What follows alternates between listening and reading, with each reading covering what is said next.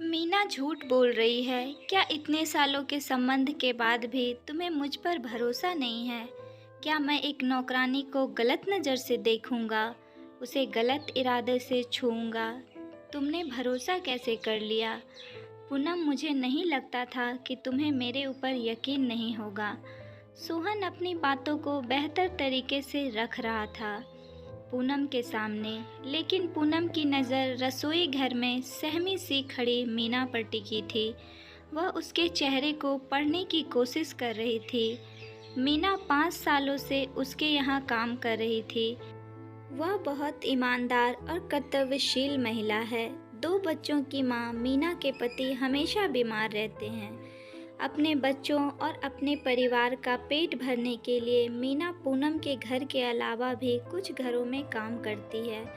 लगभग पूनम की उम्र की ही होगी मीना, लेकिन पूनम को दीदी कहती है।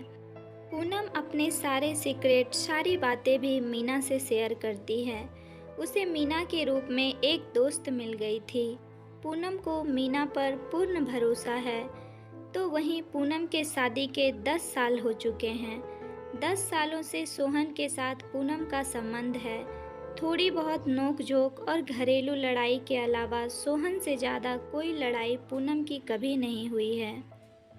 सोहन ने भी किसी प्रकार बड़ी शिकायत का मौका नहीं दिया था।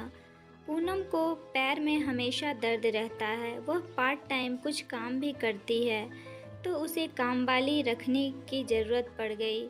जबकि सोहन के ऑफिस का कोई निश्चित टाइम नहीं है। कभी वह 1 सप्ताह तक लगातार ऑफिस नहीं जाता, तो कभी 12 से 14 घंटा लगातार या 1 सप्ताह भी ऑफिस टूर पर बाहर रहता है। पूनम और सोहन के भी 2 बच्चे हैं। पूनम पढ़ी लिखी समझदार महिला है। परिवार, रिश्ते, समाज सभी में सामंजस्य बैठाकर चलती है। लेकिन आज अचानक यह किरदार सामने आया तो पूनम कुछ फैसला नहीं कर पा रही है। उसने सोहन से बस इतना ही कहा, सोहन, मीना झूठ तो नहीं बोलेगी ना? आखिर वह इतने दिनों से हमारे यहाँ काम कर रही है। आज अचानक से इतना बड़ा झूठ क्यों बोलेगी? सोहन ने कहा, यह तो मीना ही बता सकती है ना। और पूनम ने मीना से भी कहा, मीना, क्या आज पहली बार ऐसा हुआ है?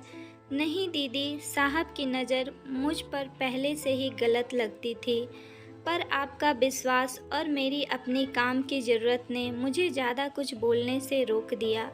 लेकिन आज जब सोहन भैया किचन में पानी लेने आए तो मेरे शरीर पर गलत तरीके से हाथ रखा, तो मुझसे बर्दाश्त नहीं हो पाया। और दीदी जी, मैंने आपको आवाज़ लगाई कि सोहन भैया मेरे साथ क्या कर रहे हैं। पूनम ने देखा मीना आंखें मिलाकर उससे सारी बातें बता रही है, जबकि सोहन की बातों में बनावटीपन था। पूनम मीना को लेकर पुलिस स्टेशन जाने लगी। सोहन ने पूनम से कहा, पूनम, बिना सबूत का कुछ साबित नहीं कर पाओगी। क्यों समाज में अपने परिवार और मीना का नाम बदनाम करोगी? पूनम ने कहा, मैं माँ, बहन, पत्नी और समाज का हिस्सा होने से पहले एक महिला हूँ, और एक महिला की अस्मिता की रक्षा करना मेरी पहली प्राथमिकता है। और रही बात तुम्हारी, तो वो तुम्हारे चेहरे से ही नज़र आता है कि तुमने क्या किया है। और पुलिस वाले तो चेहरा पढ़ने की ही पढ़ाई पढ़ते हैं। तुम्हारी गलती उन्हें पता चल जाएगी। सोहन कुछ नहीं बोल पाया उसे। पूनम मीना का हाथ पकड़कर पुलिस स्टेशन के लिए निकल गई। मीना ने आंखों ही आंखों से पूनम को धन्यवाद कहा और गले लग गई। दीदी, आपने अपने पति से पहले मुझ पर भरोसा किया। मैं बहुत खुशकिस्मत हूँ कि मुझे आप जैसी दीदी मिली हैं। पूनम ने कहा, मीना, मैंने तुम पर नहीं, तुम्हारे चेहरे के भाव पर यकीन किया था। हम लाख छुपाएं पर चेहरे हमारी असलियत बता ही देती है।